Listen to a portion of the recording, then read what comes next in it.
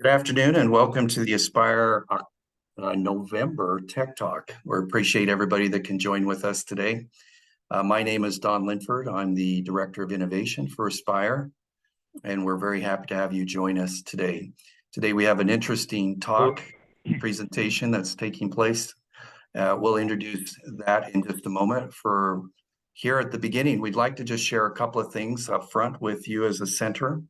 Like always, our presentation today will be by John Rizzo, who's the Chief Strategy Officer from Inductee V, a new member of Aspire. But before we do that, we'd like to maybe share with you a couple of things. Some highlights that we've had recently within the center is we had the Express Highway Research Foundation of Japan come and visit us here at the Aspire USU campus at our EVR, which is under construction. And that was a group of about 30 individuals. We had a great day. They were hosted by our innovation member, the Utah Department of Transportation. We talked about a few of their topics as they're looking at electrification of roadways and infrastructure. It was a great visit that we had. And then last week, probably as a side note, it's general knowledge, but we had what we called a summit related to the industry liaison officers, or people who have my position in the other engineering research centers of National Science Foundation. The picture that you see on your screen there in the middle is we were at the University of Arizona.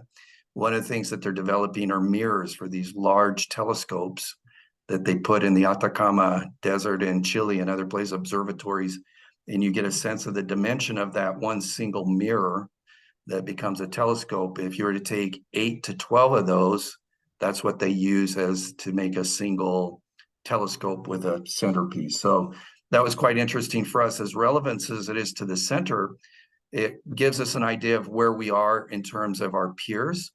And the good news is, in terms of memberships, I think that we're slightly above the people that participate within our center. And also it gives us a sense of all the challenges we have at VRCs of how do we replicate the work we're doing with you, our partners, with our student talents, with our researchers, and how do we really take our technologies and our research and get it out to application and into the real world. And so it was a very informative session. And it just lets us know that as a center, we continue to be doing quite well.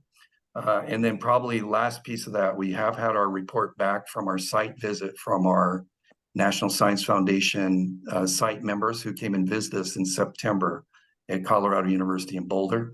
And the good news on that is that we are been top rated as a center. So that's very good news.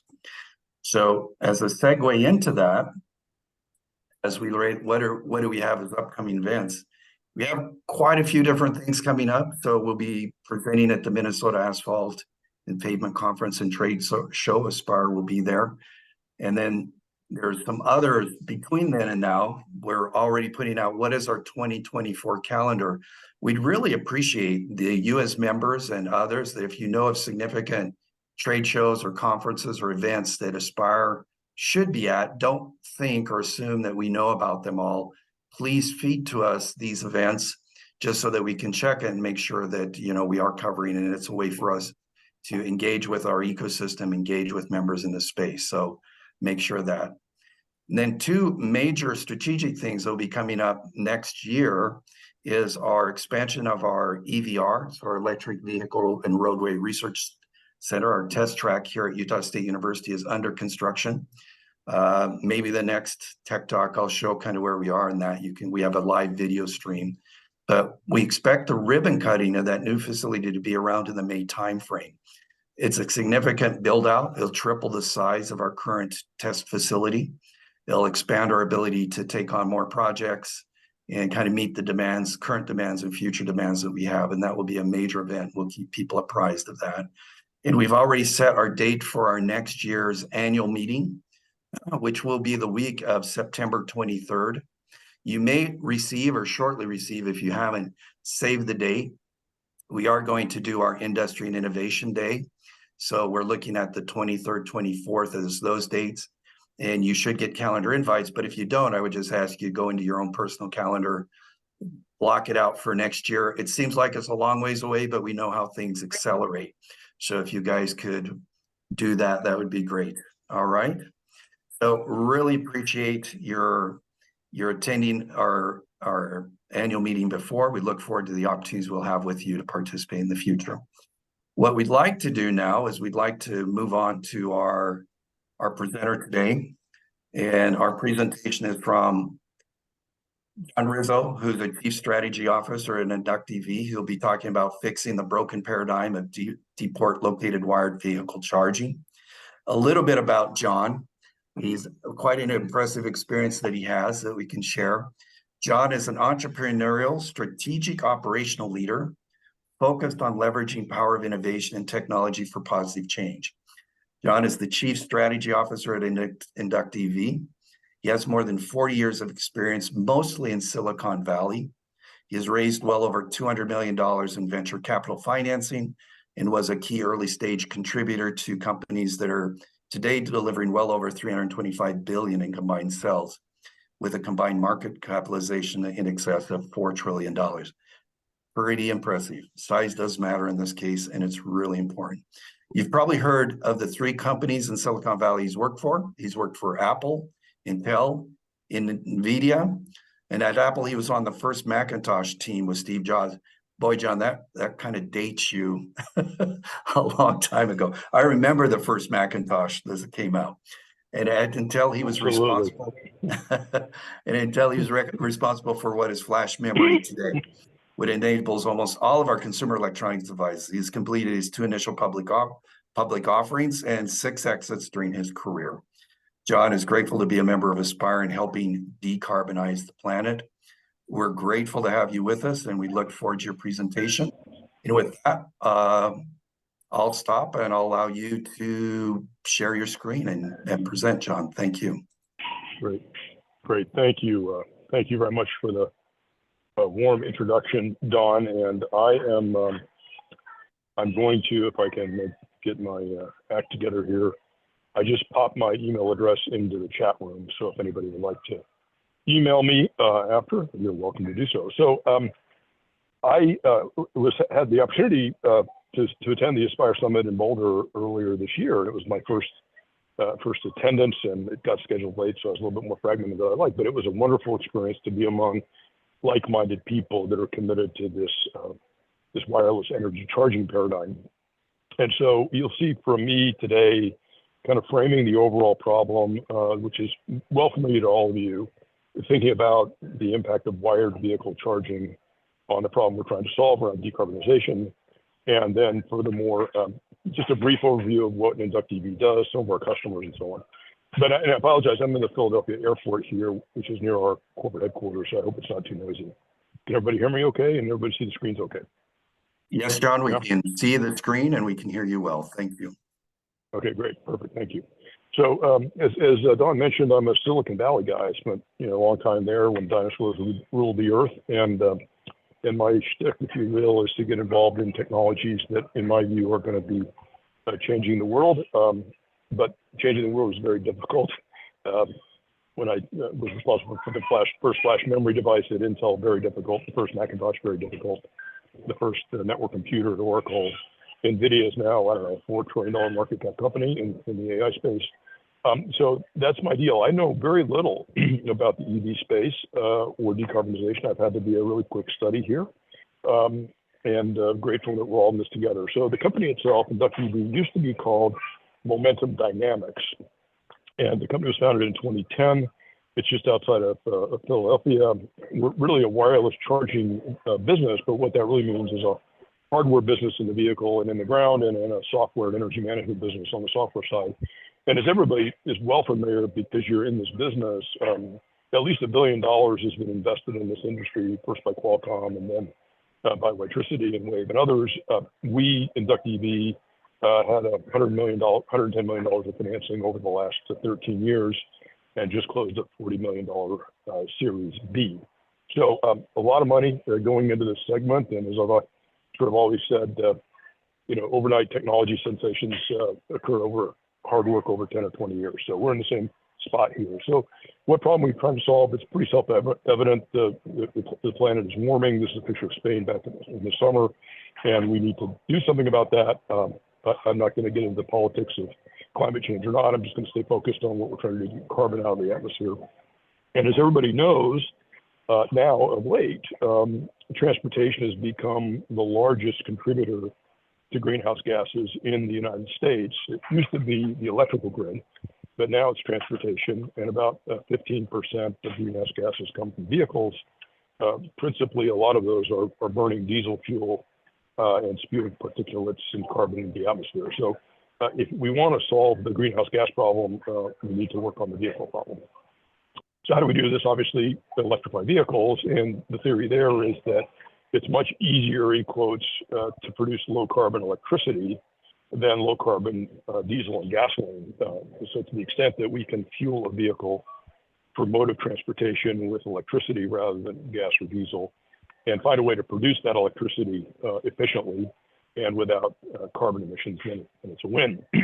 And of course, if you look at the alternatives to what I call renewables, solar and wind generally are available during the daytime.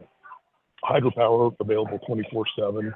Nuclear fission and nuclear fusion, which are a long time in coming, eventually those operate 24/7. And the fission reactors, tokamaks, have recently made some news about getting to energy break even. And then that photograph on the far right is the laser ignition facility at Livermore, California. And my father was a scientist who worked at Lawrence Livermore Labs in the early days. So today, if you want to pump electricity into a vehicle and do so with renewable energy, you generally have to do it with solar or wind, or at night with hydro and then nuclear sources. And then, of course, you know, the secret that we all know, but and sometimes we talk about, is that if you're powering an electric vehicle at night and you don't have hydro or fission or fusion, you're using the really awesome oil, gas, and coal substitutes to create electricity during the nighttime. And so if you build an electric vehicle to take carbon out of the atmosphere, which it does, and then you charge it at night with electricity produced by burning carbon fuels, then you've sort of self-defeated the purpose. And so we think about this paradigm, and that's why the title of the talk is sort of the broken paradigm, where we're all thinking about putting large batteries in our vehicles, having them traverse the route during the day, have enough energy in them to get back to the depot at night. The depot could be a garage, an apartment complex, or a depot for a bus stop. But the problem there is that you're effectively charging these vehicles with energy produced by fossil fuels. One of my friends who lives in New Mexico, which is where I live, has a Tesla with a bumper sticker on the back called "Powered by Coal." And so this is oftentimes something that people forget when they think about electric vehicles. To give you some perspective on the market, and I know these are hard to read, but I'll summarize them. On the left is the last 20 years of electricity usage. It's about 4 terawatt hours in industrial, commercial, and residential, and virtually no energy expended for electric vehicles because there weren't very many. The chart in the middle describes the forecast for the next 30 years, which suggests that another 2 terawatt hours are going to be required to power electric vehicles. And I've heard varying estimates of this, that even this 2 megawatt number, which is a 50% increase, is a woefully underestimated number. So the trick is essentially the $5 trillion electrical grid in the United States, you know, which is what its asset value is, not really designed for 150 million electric vehicles coming online. So then if you look at this a little differently, where I've just zoomed in on that last chart, and again, these are from the Department of Energy, increasing the grid from 4 to 6 for the next 30 years essentially means a 2 times higher growth rate than over the last 20 years, which is really, really hard to do. Very difficult. So of course, this is the problem, and we think we've got a way to solve it. The other thing to be aware of, which you're much more familiar with than me, because I'm not an EV guy, I'm a tech guy, the shape of the demand curve and load curve on the grid is changing. It used to be the so-called duck curve, where there was some consumption during the daytime. Now it's shifted to a canyon curve, where a huge amount of consumption on either end of the day. And then this chart on the right, which I'll zoom up here, is a fascinating chart, I think. ERCOT, which is the Texas utility, which is a very interesting progressive sort of business model, you can, as you, I think everybody knows, you can download real-time price data at any date and any time in the past. So I downloaded hourly electricity, or actually every 15 minutes electricity pricing in the Houston, Texas area in July. And so then what I had some of our people do is just sort of tell me how much it would cost to fuel a vehicle with diesel to go 100 miles, and then how much would it cost to fuel the same vehicle going 100 miles with electricity, but that fueling cost varies over the time of day. And so what you can see here is normally it's about $100. And again, diesel changes a little bit here and there during the day. But if you look at the blue curve, which is the EV charging, you start to see this massive spike in dollars per kilowatt hour as the evening approaches when the grid is stressed. And so ultimately, if you want to fuel a vehicle to go the same distance at night, you're going to pay 3 to 4 times as much as you would have paid if you fueled it with electricity during the daytime. And so economically, it makes a lot of sense to try to charge not at night, aside from the benefits of low carbon, aside from the benefits of charging in the depot and so on. So that's the problem that we're trying to solve. And so what's going on is that the Department of Energy has this new term they call distributed energy resources and virtual power plants. And so on the left-hand side is the current paradigm, which I believe is broken, where you put a vehicle in a depot at night or in a garage, and you put electricity at night from the fossil fuel electricity producing plant or hydropower. And so essentially what you're doing is you're charging those clean vehicles with dirty fuel, with no energy management. I think what we're all trying to do at Aspire and the membership at Aspire, whether or not it's us or Electricity to Wave or any number of people, we're essentially saying, no, there's a different paradigm here. If you charge the vehicles on the route while they're at natural draw points or charge them in motion during the day, then you can use renewable energy that comes from the wind and the sun, in addition to then using them at night. And if you using fossil fuels at night if you need to.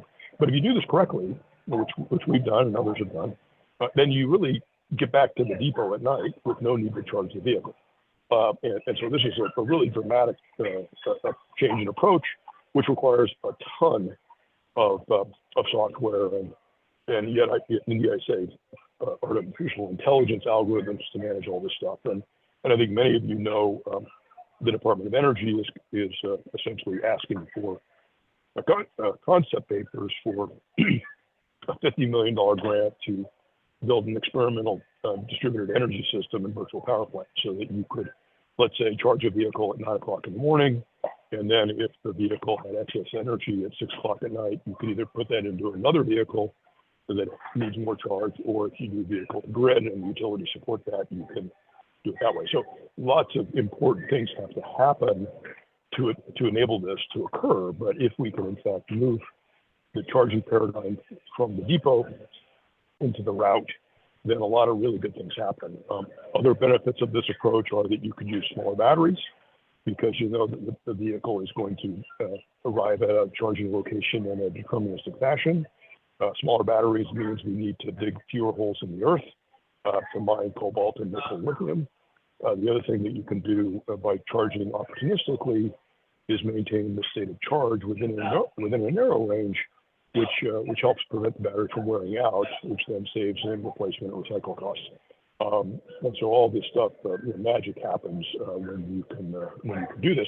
And then, of course, the practical consideration is that if you want to put 500 wired chargers in a depot at night, we've got to find utility provisioning for 500 chargers.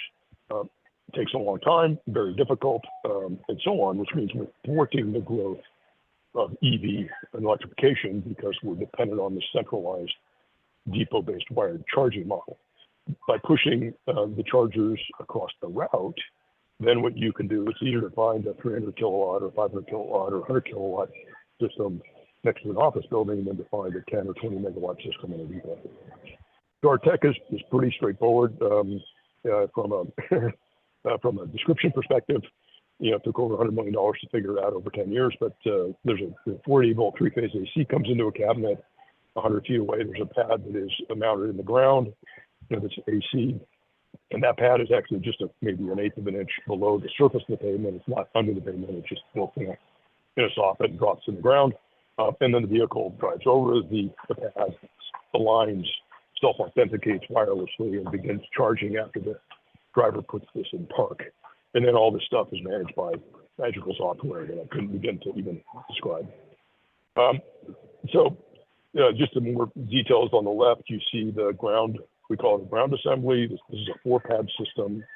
This is in the Kansas City airport, and each pad is a 75 kilowatt charger. So that system is a 300 kilowatt system, and it's that size because it's for car rental buses and parking shuttle buses that are in the Kansas City airport. And then behind it, you see the cabinet. And underground, there's a trench, and that trench contains the cables that connect to the grid, and then contains the cooling system that cools the pad when it's charging. And then on the right-hand side, you see a 4-pad system that corresponds to the underside of a bus. And of course, they just sort of align and go from there. Just a little bit more detail. So again, the cabinet on the left, ground pads in the middle, and then on the right, there's a display that is either already integrated into the vehicle, which we then interface with through an API, or we mount a small vehicle display, which tells the driver that they're charging and aligned. And then, of course, to make sure that nothing blows up, we use foreign object detection cameras that point down from the pads. Those cameras are infrared. And I think, as we know, if we've tried our induction cooktops at home, or for whatever reason, want a piece of metal in an MRI machine, metal and magnetic waves do not mix. And so if we detect the presence of metal through an infrared heat signature, then we terminate the charging process immediately.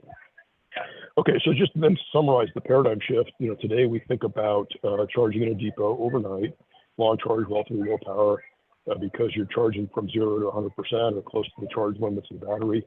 It impacts the battery life, which then impacts recycling. And in general, if you're doing it at night, you're powering these chargers with fossil fuels. And relatively low capital utilization rate, and you have to have a human, right? There are some systems that are attempting to use robots or others to connect the wires into the vehicle, but with respect to mass adoption, it's best to just get away from the human element. And in fact, I think many of you probably know, in many of the ports, there are now new labor rules that prevent the drivers of the trucks from handling the cables. So if you want to decarbonize your electric vehicle, but you don't allow the driver of the truck to plug a cable in, it creates sort of a conundrum. So on the other hand, what we focus on the right is really this notion of charge in the route.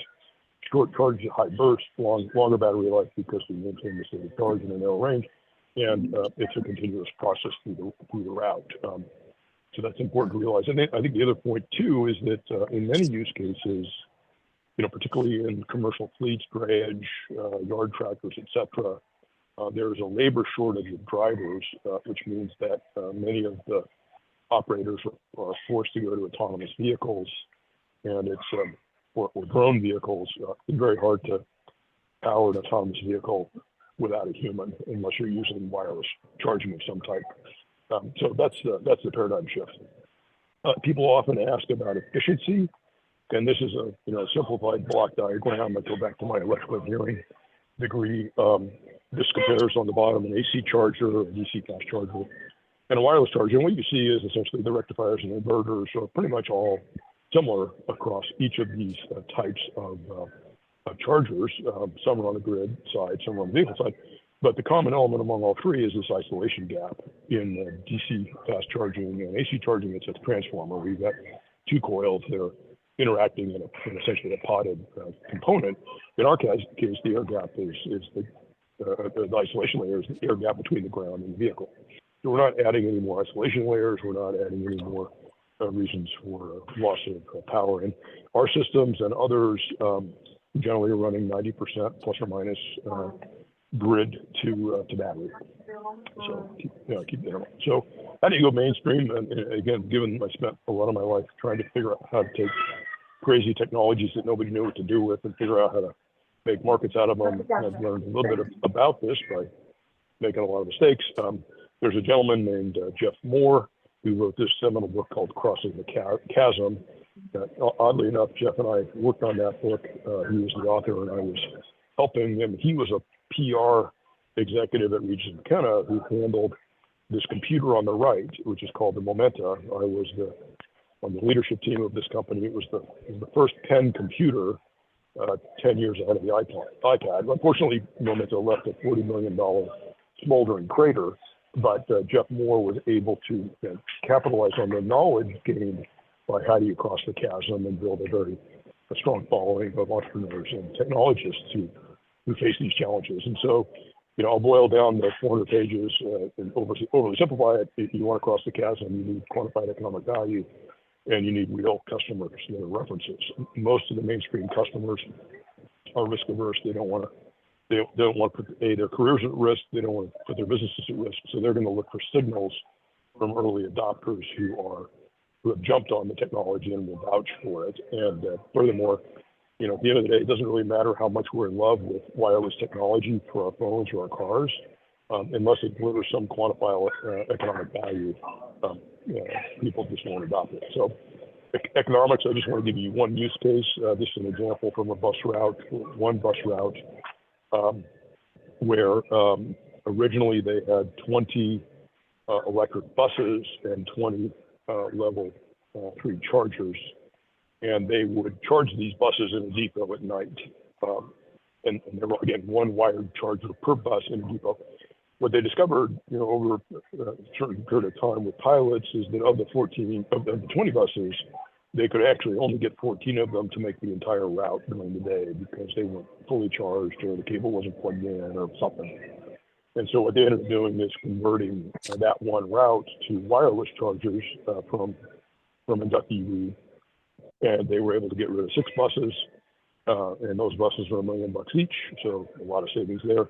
And they were able to get away with 3 times fewer chargers because they were putting these chargers on the route where the buses were traveling. And if you do all the math, around capital cost savings, real estate, electricity, et cetera, you'll find that the annual OpEx savings in this particular customer example was 65% lower OpEx than wired chargers, and total cost of ownership is 25% lower than wired chargers. But we did the same math on yard tractors, and we get similar results. Customers, to just give you some sense as to whether or not this stuff is a science project or actually becoming real. This is an example of Wenatchee, Washington, which is a city near the Snake River, about 3 hours. All right, so 3 hours to the southeast of Seattle. You see the 4 chargers on the ground, and the bus pulls up to the bus stop and charges that way. Here's the same use case in the winter. The only thing that gets in the way of us charging is metal. So on the right, you see the bus pulling over a part of the road that's not plowed. No impact on efficiency. In fact, we had one of our customers in the Nordics put a 3-inch block of ice between the ground pad and the vehicle pad with no change in charging efficiency. And then you see on the left there that Momentum, that's our old name, showing the charging rate. Here is Martha's Vineyard, smaller buses, so it's you can't see on this picture, but it's a 2-pad system, and so 150 kilowatts instead of a 4-pad system. Here is Indianapolis Indigo with a 4-pad system, and then a really interesting use case in Gothenburg, Sweden, which is a project run by Volvo. As you can see here, that's a 1-pad system because the Volvo XC40 has less than a 75 kilowatt battery, so one pad per the vehicle. And these vehicles stop in the taxi rank, and while they're waiting for new passengers, they get charged. The Gothenburg and the Volvo want to expand this to 5 other cities in the Nordics. Excuse me, once they get additional grant financing. We got a bunch of vehicle OEMs, and for those of you who are perhaps on the Zoom, we greatly appreciate all your support. We thank you. Some of these are fully integrated, some are in the process of being integrated, and the number of OEMs is growing very quickly. In fact, growing honestly too rapidly for us to rapidly integrate. And we build a system and a process where we, in fact, engineer collaboratively with the OEM the integration of the pad, and then the customer, the end customer, whether or not to use transit district or a port, will sort of check the box on the order form, and then the vehicle will show up with the inductee, the pad installed, tested, certified, much like you might buy a Sirius XM radio on your car as a factory option. So just to summarize, and I've gone through this quickly because I want to just take an opportunity to have questions, and I can always go back to some of these slides and just again to review. Our focus is on on commercial vehicles. We're going after effectively municipal transit. We call that moving people, and then moving goods, drayage, yard tractors, box trucks, etc. And our belief is that by moving the charging infrastructure into the route, we create tremendous opportunities to create economic advantage for the customers, get carbon out of the atmosphere because the vehicles are being charged with renewables during the day, make the vehicles less expensive because the batteries are smaller, and that create an opportunity to really make a big change in what we're trying to do. So with that, I'm going to ask for questions, and I will leave my screen up in case we need to go back to any of the slides that I presented.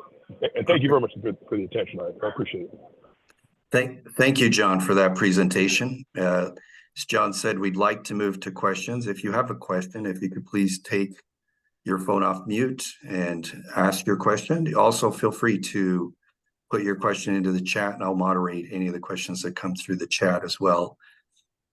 And probably just go ahead. Anyone have a question, please feel free. This is Jules Carter. I've got a question about the Volvo induction pad. So yes, I'm assuming that y'all got small car size receivers now. No, the 75 kilowatt pad is essentially the same size, regardless of whether or not it goes into a passenger vehicle or a drayage truck. The customer just chooses to gang up 1, 2, or 4, or 6 of each of the 75 kilowatt pads based on the power demands of the use case. So in the Volvo XC40, the pad weighs about 70 pounds for one of them, and that, pardon me, that does not have a material effect on the vehicle performance at that weight limit. And so there's one pad in the vehicle and then one pad in the ground. So that's how that works. Did I answer the question? Yeah, make sure and we're talking about the receiving pad on the vehicle itself, correct? Yeah. Think about each of these blue squares as an independent 75 kilowatt wireless charger. And so in the Volvo case, there's one underneath the vehicle, and in the ground, there's one. Now, we have had customers who have been suggesting that there might be a different approach here, which is to say, if you built 6 pads, for example, into the ground, then over them you could drive a single pad vehicle or a 2-pad vehicle, a 4-pad vehicle, or a 6-pad vehicle. So you'd essentially use the same charging infrastructure, regardless of whether or not the vehicle had 1, 2, 4, or 6 pads. And that way you share that investment in the charging infrastructure on the ground, and you build effectively this common network that's interoperable for vehicles of any size. Yeah, because the concept of having a non-bus but a longer vehicle that has kind of pads lined up, 3 pads in a row for a truck or something that's longer. Yeah. So it depends. Again, it all comes around to what the use case is. So what we end up doing is figuring out, what the capacity of the battery is, what the expected range of the vehicle is, where the route is, and then we'll do an algorithm to analyze where the chargers should be placed along the route, so that you never run out of charge based on that. And again, I probably should have been much more explicit about this, but I'm sorry that I wasn't. Short loops, 100-mile loops, 50-mile loops, 200-mile loops around an urban area, or from a port into an intermodal facility into a fulfillment center. those are the types of use cases that we're focused on. We're not at the moment focused on passenger vehicles or light duty vehicles, nor are we focused on kind of coast to coast long haul trucking. So we're going to essentially take advantage of the fact that a large number of these vehicles traverse in very well-defined patterns and around loops that are amenable to installing a charging pad that intersects with where the vehicle might dwell naturally. So you think about a loading dock, it might be sitting there for 15 to 20 minutes, or you think about a last mile delivery van where it's sitting in front of an office building or a manufacturing plant delivering packages. So those are the ideas. Yeah, great, thank you. Yeah, there was a question. Yeah, you're welcome. There's a question. Are the primary pads affected by rod maintenance? So I don't know what rod maintenance is. I apologize for being a Luddite. I believe they meant road maintenance. Road maintenance. Road maintenance. Okay, great. So the answer is no. The pads are designed to SAE standards and certification, just like you might find on a manhole cover or something like that. The pad itself is, I don't know how many millimeters underneath the surface of the pavement, below the level. So you can drive a snowplow over it. You can drive a bus over it. In fact, that's what people do, because as these buses, drive up to in fact charge, then the odds are that one of the tires might end up driving over it while it's pulling up. So they're impervious to water, snow, ice, mud. They're shielded. And so the short answer is no, they're not affected by road maintenance. Do we have a roadmap for bidirectional chargers? The answer is, Peter, nice to see your name up here. The answer is we believe that it's important and critical. Do we have a delivery date that we could share with people? Not at this point. But if you believe the notion of virtual power plants, and you believe the notion of distributed energy resources, you must have the ability to push energy out of the battery somewhere else.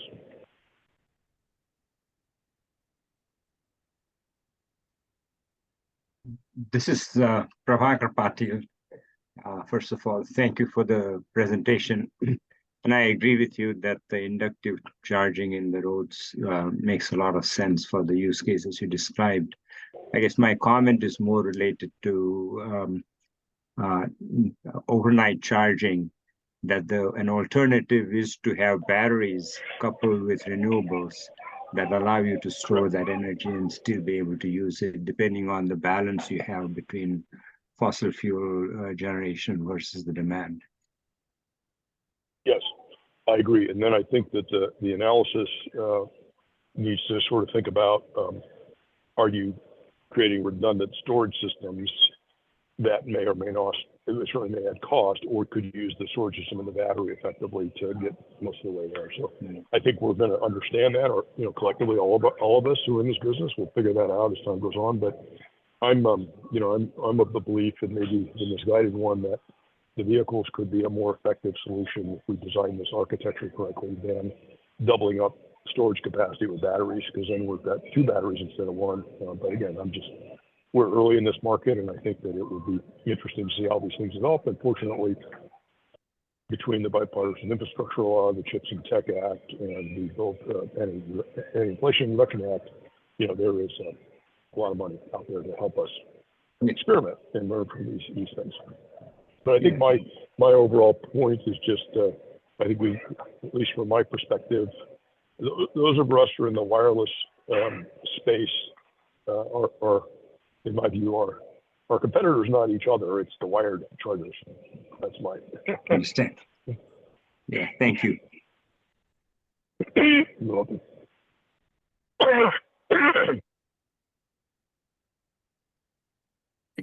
Any other questions? Please feel free to take your phone off mute or include them in the chat here. John, I have a question maybe in the interim here.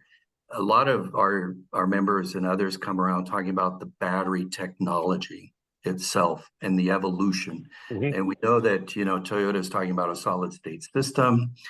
We hear sodium as a potential new technology.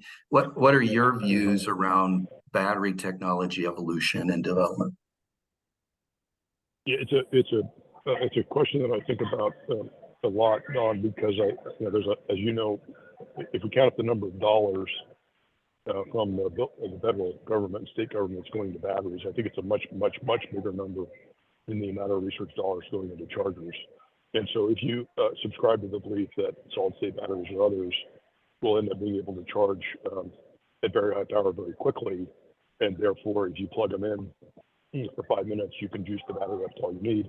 I think about whether or not that's a threat to wireless charging or not, maybe, but you're still left with the problem that if you're doing it at night, you're again consuming whatever energy that might be, albeit at a lower rate, albeit at a higher rate, but for short bursts of time from a grid powered by fossil fuels. So I wish I could be more precise and specific about what the future will hold in that regard, but it's the good news is I think that working on wireless charging, battery technology, we should be doing all this stuff to help solve these problems, and we'll find out whether or not there's an impact on either one, as time goes on.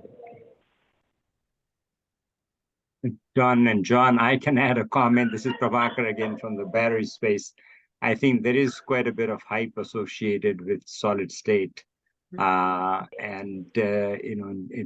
realistic solid state batteries for vehicles that at least 2030 and beyond. In fact, part of the reason Toyota is introducing them on hybrids is because of the costs, putting it on the smaller vehicles and the smaller batteries. So I don't see it as either or a threat to wireless charging. And as you point out, I think doing it at a very fast rate has its own issues in terms of being able to generate that, provide that power for those vehicles. Great. Thank you, Prabhakar. There are a couple of questions here in the chat. So there's one that says, seeing the current development of hydrogen EVs, is that something you're paying attention to from a competitive perspective? How do you think the market will develop taking this into account? Yeah, I had the opportunity to go to the Silmar UC Davis, sorry to mention the competitors on event in earlier this year, and I believe the forecast from the people that were speaking there would indicate that hydrogen fuel cells could be 25% of the market eventually. So yes, we pay attention to it, but I guess the thing that I would say more specifically is that having been in the startup world for a long time, for better or for worse, that's why my hair's all gray. The enemy of the startup is lack of focus and fear, and so to some degree, we are just going to stick to our knitting with respect to high power commercial fleet wireless charging and try to deliver the kind of value that we expect our customers are going to demand, and try not to get too distracted. There's so many things that could get in our way of success, but I think that the number one thing is just trying to worry about too many things and to not be focused in our market or technology approach. At least that's what I've learned. So yes, we keep an eye on it. Are we changing our roadmap or our business plan as a result? Not at this time. Sounds like a very focused entrepreneurial answer. You stay focused on what you do, right? Keep eye on the market, but focus on it. Yeah, it's hard enough to do that right, Don. So yeah. The other question was any recommendations of who best to do a retrofit of a battery electric vehicle to do wireless charging?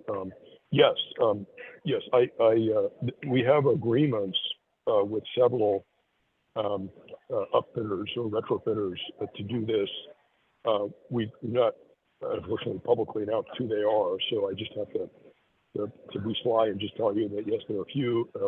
Jules, if you want to send me an email, if that's who asked the question, I will in fact answer your question via email. There are several, and although I would say this, we believe that the amount of time it takes to retrofit a vehicle is about the same amount of time it takes to integrate the pad into the vehicle as a factory option. And so if you're going to choose between something that's a short-term hack and you've got limited resources, going back down to the point about focus, why wouldn't we simply focus on the integration at the OEM level? But we do have customers that have said, look, we don't really want to commit to buying, a lot of these chargers until we see it and believe it. Going back to the crossing the chasm, example. And so in those cases, we will retain an upfitter or retrofitter, and we will retrofit a vehicle to accommodate our technology. In fact, in our lab in King of Prussia, we have I probably shouldn't admit this because it about nullified the warranty. We took a Ford Econoline van and retrofit it with our system, a Ford Econoline electric vehicle, and retrofit it in our system. So we can show our customers that. Great. And then there is one more here in the chat, which does a wireless retrofit impact the warranty of the original OEM? The answer is it depends. There are some cases where the OEM will indicate that there's no warranty breakage or invalidation, but in most cases, if you do this without the express permission of the OEM, then it will break the warranty. And so oftentimes what we've seen is that some of our customers will take a vehicle that's out of warranty already and retrofit that, so it has no impact. Thank you. We do have time for another question or two. Again, if you have a question, please take your phone off mute.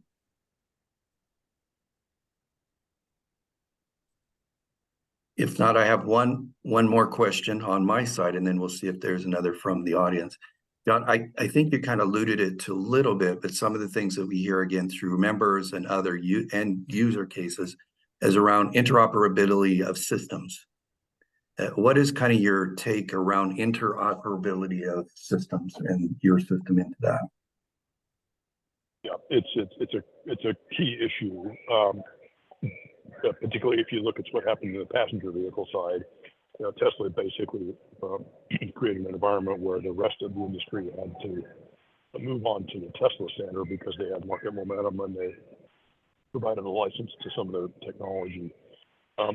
Our focus in the short term are those use cases where the ROI is so substantial for a specific vehicle type on a specific route that they don't expect to have any other vehicles pull on top of those pads to charge.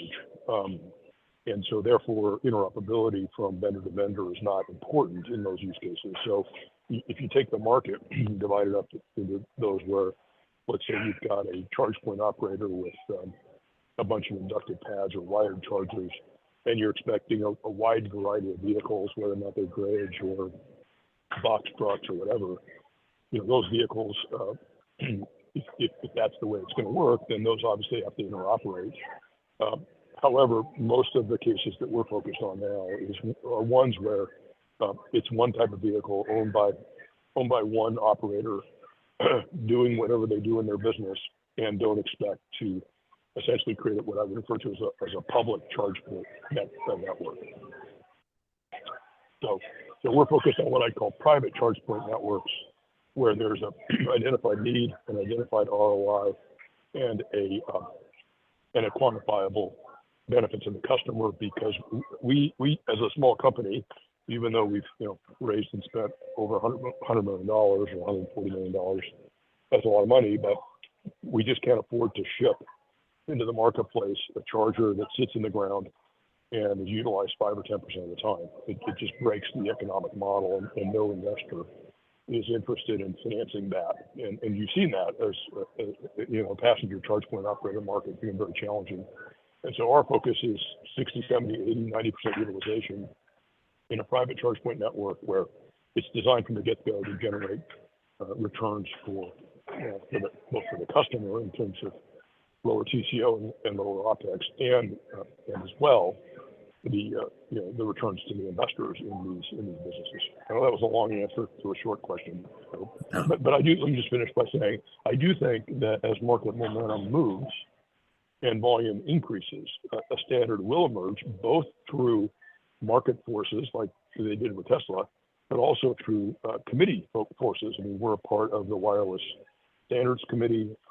We're integrated into all those things and hope to be a good partner in those activities. So those are important, and we continue to participate in them. but it's almost, there's plenty of stories. You think about the iPhone, created a standard because it was a tight coupling of hardware and software. Tesla's another good model. The Macintosh, another good model. And so we're just focused on making sure the customer has the right benefit and the right economic reward after they've spent all this money. And yes, we are participating in the SAE Standards Committee. And the question is, how do we foresee the standards for higher power to develop?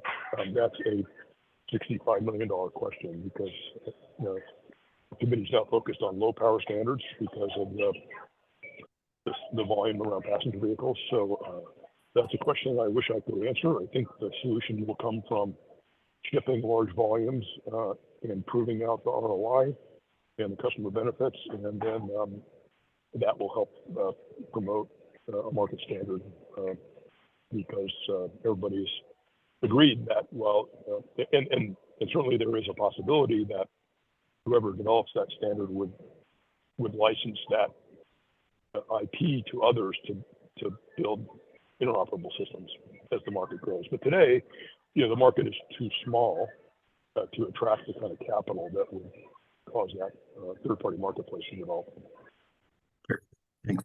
Probably time for one more question here out of the chat, if there's no one else online who wants to say something. But there says, are you participating in the SAE Standards Committee, and how do you foresee the standards for higher power to develop? Yeah, that was the question that I just made a lame attempt to answer, which is, yes, we participate. There's not much action at the high power level. We're hoping to drive that as time goes on. Very good. Well, thank you, John, for that very good presentation, for taking time. I know it's difficult to do these things from an airport, but I think you're quite effective in doing so. So appreciate your... Thank you, John. I'm grateful for you to ask us, and grateful for all of you for paying attention, and appreciate it. Good questions as well. Yeah. So we'd like to thank everyone for participating today at our Tech Talk. This will be available through the website at a future date that we'll have available for you. Our Tech Talk for December is the Wednesday of Christmas Eve. So we're trying still to determine whether we'll have a Tech Talk live or whatever. We will announce that. Our next formal Tech Talk will be in January, which will be our Student Talent Showcase, which we do on a quarterly basis. So we're looking forward to that. So with that, thank you all for joining. Thank you for being here today. And again, thank you, John, for your participation, and we'll talk soon.